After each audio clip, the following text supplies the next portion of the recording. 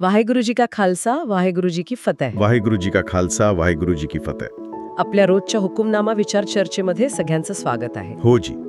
आज आपण 22 ऑगस्ट 2025 रोजी श्री दरबार साहेब अमृतसरहून आलेल्या पवित्र हुकुमनाम्यावर थोडी विचार चर्चा करणार आहोत. हा हुकुमनामा धनाश्री महला 5 मध्ये आहे, अंग 680 वर. आणि मला वाटतं हा एका अगदी मूलभूत मानवी गोष्टीबद्दल बोलतो. कोणत्या? म्हणजे आपण बाहेरून काय दाखवतो आणि आतून काय असतो त्यातला जो फरक असतो ना. गुरुदेव आपल्याला आठवण करून देतात की परमात्मा तर सगळं जाणतो. अगदी बरोबर. सुरुवातीची ओळख बघा. जतन करावा माणूख डहा कावे, ओहो अंतर्जामी जाणतो. किती स्पष्ट आहे. माणूस खूप प्रयत्न करतो लोकांना फसवण्याचा, म्हणजे देखावा करण्याचा.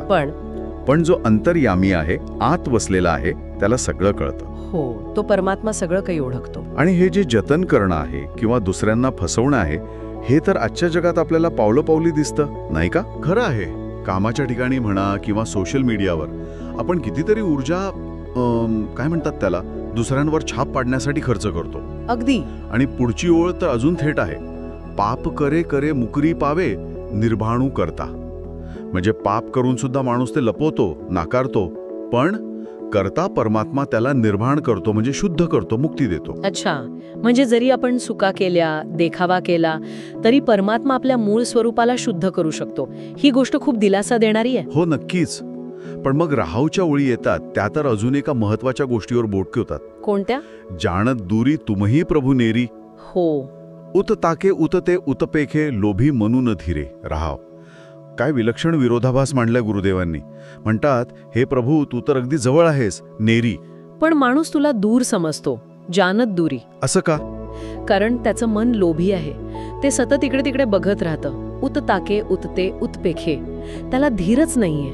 अच्छा, म्हणजे हा जो लोभ आहे, ही जी माया आहे, तीच आपल्याला परमात्म्यापासून दूर असल्याची भावना देते, जरी तो आपल्या अगदी आत आपल्या जवळ असला तरी. नेमका हाच मुद्दा आहे. आणि म्हणूनच मन धावत राहतं, कधी या वस्तू मागे, कधी त्या इच्छे मागे. हीच ती अशांती, धावपळ जी आपण सगळे अनुभवतो. बरोबर. आणि इथेच श्री गुरु ग्रंथ साहिबजी आपल्याला दिशा दाखवतात. जेव्हा आपलं मन असं लोभामुळे, मायेमुळे अस्थिर होतं, भटकतं, तेव्हा हा शब्द आपल्याला आठवण करून देतो की खरी शांती बाहेरच्या गोष्टी मिळवण्यात नाहीये. तर मग कशात आहे? परमात्म्याला जवळ ओळखण्यात, त्याला आपल्या आत अनुभवण्यात. बरं, मग ह्या लोभी अस्थिर मनाला स्थिर कसं करायचं? या शब्दातून काय मार्गदर्शन मिळतं आपल्याला? मार्गदर्शन अगदी स्पष्ट आहे. पहिली गोष्ट, परमात्म्याला अंतर्यामी आणि अगदी जवळचा माना. दुसरी, आपल्या कर्मांची जबाबदारी घ्या, कारण तो बघतोय. खरी भक्ती म्हणजे फक्त बाहेरचा देखावा नाही. म्हणजे नुसते कपडे किंवा कर्मकांड महत्वाचं नाही. ज्या भाग्यवंताला खरा गुरु मिळतो, त्याच्या मनातच शांतीचा, सुखाचा खजिना सापडतो. त्याला बाहेर भटकायची गरज नाही पडत. म्हणजे आंतरिक शुद्धता, परमात्म्यावरची खरी श्रद्धा, ही जास्त महत्वाची आहे बाहेरच्या प्रयत्नांपेक्षा किंवा फसवणुकीपेक्षा. कारण तो तर आपल्या आतच आहे. अगदी. आणि जोपर्यंत मनाची ही भटकंती थांबत नाही, मायेमुळे, लोभामुळे जी होते, तोपर्यंत खरी मुक्ती, खरा सुटकारा नाही. शेवटच्या ओळीत म्हटलंय, ज्या चरण चितू ना वही, तांग कैसनी छुटकारू. म्हणजे जर आपलं चित्त, आपलं मन प्रभूच्या चरणी स्थिर होत नसेल, तर सुटका कशी होणार? बरोबर.